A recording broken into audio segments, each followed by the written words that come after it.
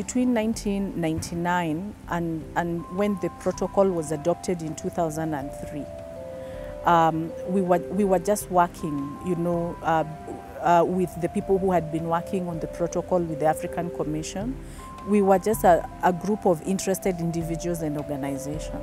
We knew that the African Union presented an opportunity to raise the continental bar on the rights of women and women's empowerment. And for that reason, it was really important for us to look for, you know, I guess what you'd call new norms and new standards that we could use to compel governments to act on. Irungu Houghton had just joined Oxfam as the Pan-Africa Director. And so he came over to Femnet to ask us what's our vision, you know, how can we collaborate around advancing the agenda to have the protocol ratified. And it is those meetings that then led us to speak. So that's how Oxfam, Fahamu came on board to join Femnet and Equality Now in now forming a coalition. Femnet uses its leverage as a communication and advocacy network to really reach out to hundreds of its members across Africa, to amplify the voices of the coalition and also to advocate at both regional and global levels. The women's movement at that time was engaged in a whole range of different issues, but there wasn't a strong continental voice that had a policy agenda that could be driven across the continent through different spaces. We could actually use the instruments, the Pan-African instruments, to raise the standard and raise the bar for several countries across the continent that did not enshrine, for example, reproductive health rights, that did not enshrine the right of women to choose who they wanted to marry and to do that at an age that was appropriate. We were very concerned about violence against women. We were very concerned about FGM. The African Union was planning to adopt a draft of the then Women's Rights Protocol in Africa. And I came to learn about it from UNIFEM, now UN Women, because they said the draft was very weak. So what we did was we circulated that weak draft, and then we asked people to start making input to strengthen the protocol. And then I got an email from Pfizer, who was at Equality Now, and she told me, "I've seen your email. We are interested in ensuring that the protocol has, you know, a stronger language."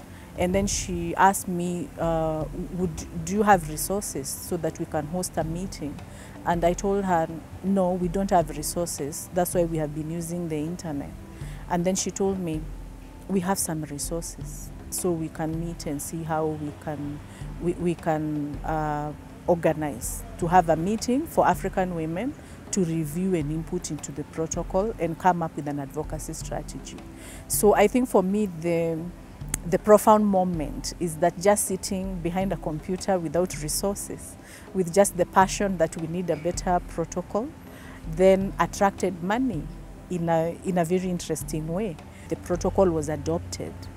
After that, then the main concern was it still remains a piece of paper because it needs to be ratified by it needed to be ratified by 15 countries to enter into force. Within the space of 4 years, that campaign grabbed the intention of the International Office of Oxfam, and by the time I left in 2013, it was really seen as one of the successful campaigns that we'd run across Africa, not just for Oxfam GB, but for the 11 or 13 affiliates of Oxfam. Moments, there were many. The carding moment in Nigeria, where we held up red, green and yellow placards.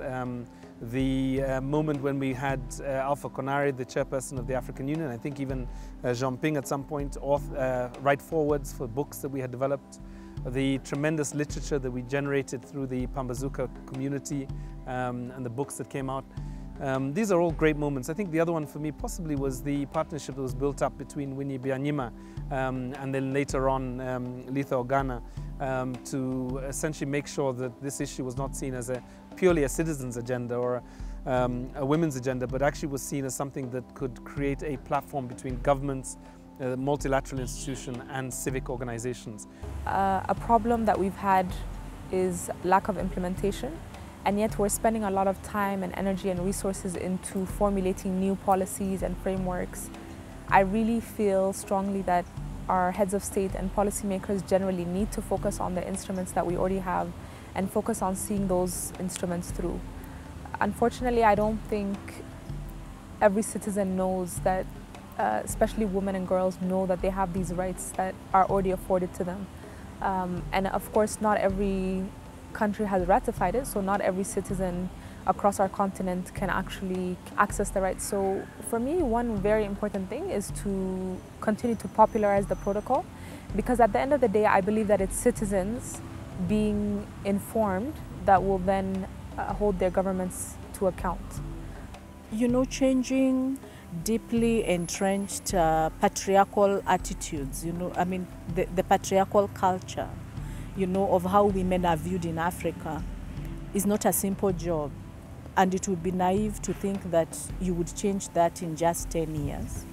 So I think Soawr has made its contribution.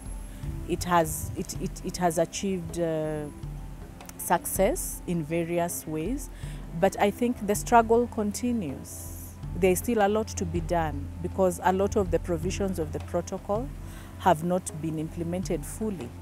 And the aim of the coalition and the aim of advocating for governments to adopt that protocol is for it to be translated into concrete policies, into concrete institutions and services to protect and uphold the rights of women and girls in the continent.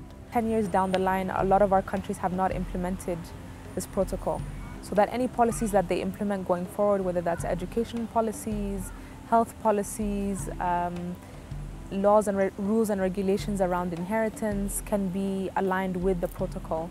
And the protocol is seen as a benchmark and really as a basis by which we formulate any new laws, by which we reform our constitutions, by which we revise our curriculums. So I really hope that it's used as it's brought to life and it's implemented on a day-to-day basis. Working with the UN Women to build the capacity of governments to adopt a multisectoral approach in the domestication of international instruments on women's rights, such as CEDAW, the AU Women's Protocol, that has also been a key milestone, and we have seen countries start to adopt that approach, Benin, Rwanda. So it shows that it is possible for governments to implement their commitments. I think there is a conversation really about how do we begin to unleash some resources and create new narratives and new frameworks for young men to see that patriarchy actually has costs for men and for society in general, and gives them new avenues and new ways of being that would allow them to create a new masculine identity that is not based on power and privilege, and that is actually based on solidarity, based on a sense of justice and a sense of equality. And I think if we do that, we will do a great service to the women's movement, but we will probably do a great service to those men that still think that they are entitled to power and privilege. 10 years for any coalition, particularly a Pan-African coalition, is not easy. And the fact that you are still here, still discussing strategies on how to impact on women's empowerment is really half the battle. I mean, they always say that showing up is really half the battle. If you continue to take a stand, then there is the possibility of change. If you stop and do other things, that possibility deteriorates within the moment. So just to acknowledge you, to salute you, to state that I wish I was there with you, and to wish that the next 10 years are even more impactful. Whenever you challenge power, it changes and adopts new tactics. So we should always be asking ourselves, are we also changing our strategies? And what do we need to do in order to ensure that we consolidate the gains we have made in the last 10 years and that we are going to achieve even more in the coming years? So keep up the good work.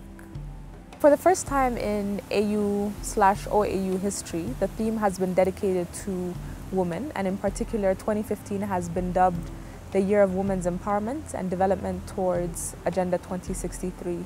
I think this provides a number of opportunities to highlight the rights of women and girls, to put pressure on our governments to ratify and implement the Maputo Protocol so that we can actually realize our goal of universal ratification.